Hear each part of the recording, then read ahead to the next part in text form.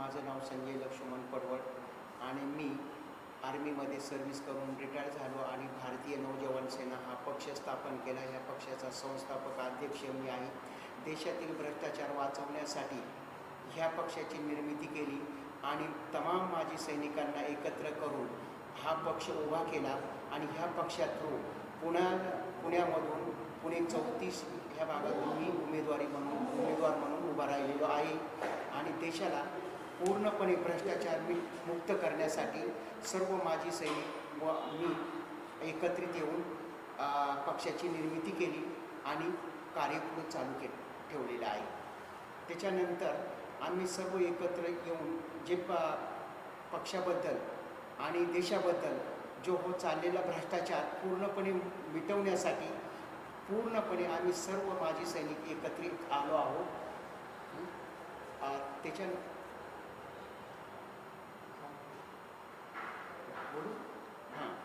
आणि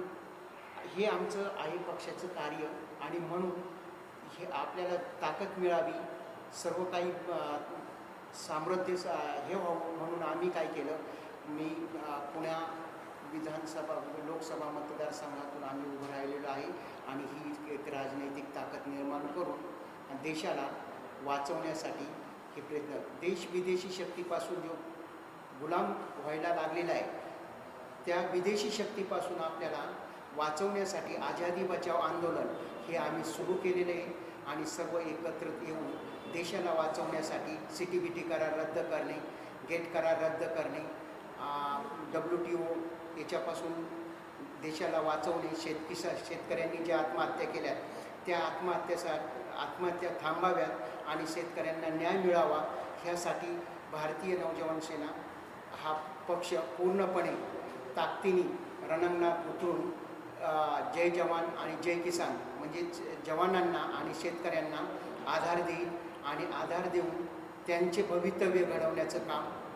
भारतीय नवजवान सेना हा पक्ष करेल आणि त्यामुळं मी हा नॅशनल लेवलला भारतीय नवजवान सेना हा पक्ष स्थापन करून या पक्षापुढे काम करत आहे।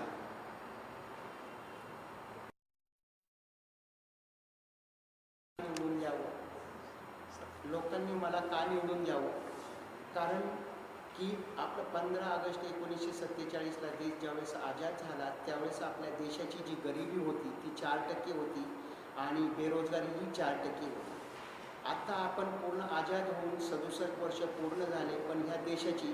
गरिबी आणि बेरोजगारी काही कमी झाली नाही आणि ही बेरोजगारी गरिबी कमी करण्यासाठी भारतीय नवजवान सेना हा पक्ष स्थापन करून जवानांना किंवा शेतकऱ्यांना न्याय मिळवून देणं। आज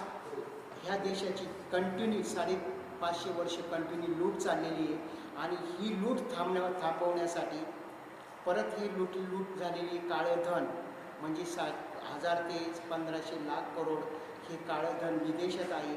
ते धन संपत्ती पुन्हा राष्ट्रीय संपत्ती घोषित करून राष्ट्रामधून आणलं तर पुन्हा आपला देश हा एक सोन्याची चिडिया बनून जाईल आणि पूर्ण सर्व नौजवानांना रोजगार मिळेल, बेरोजगारी खतम होईल, गरिबी खतम होईल आणि पुन्हा हा देश सोन्याची चिडिया बनेल। ह्यासाठी लोकांनी मला निवडून द्यावं, कारण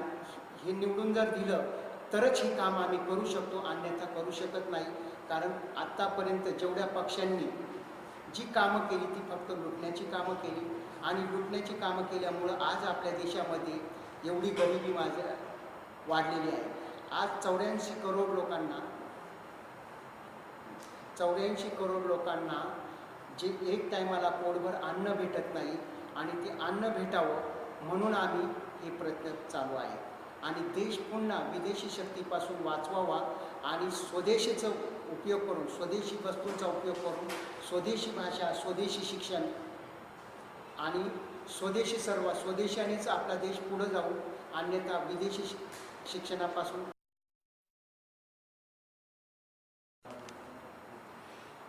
आपल्या भारत देशाला वाचवण्यासाठी हे आमचे प्रयत्न चालू आहे आणि हा भारत पुन्हा एकदा स्वदेशीच्या आधारावर सोन्याची चिडिया बनवण्याचे आमचे प्रयत्न आहे आणि पुढच्या जीवनात आमचे जे चुका झाल्यात, ह्या चुका आमच्या ह्या झाल्यात की आम्ही इतर जे पक्ष आहेत यांना आम्ही निवडून दिलं, पण ह्या पक्षांनी आत्तापर्यंत कोणतेही काम न केलं नाही.